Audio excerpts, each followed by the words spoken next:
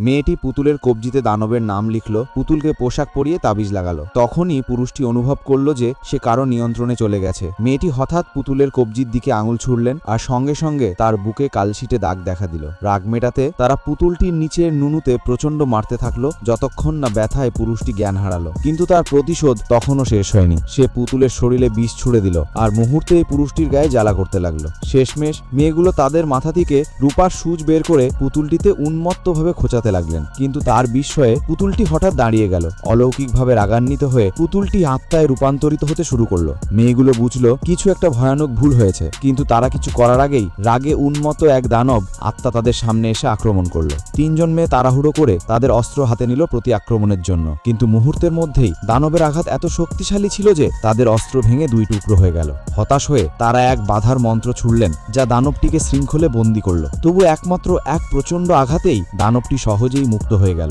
দানবটি মানুষের রূপ ধারণ করে একটি মায়া মন্ত্র নিক্ষেপ করলো, যার ফলে তারা হিপনোটাইজ হয়ে গেল এবং কিছুই করতে পারল না। তবে সে সঙ্গে সঙ্গে তাদের ধ্বংস করল না, বরং খেলতে শুরু করলো তাদের নিয়ে।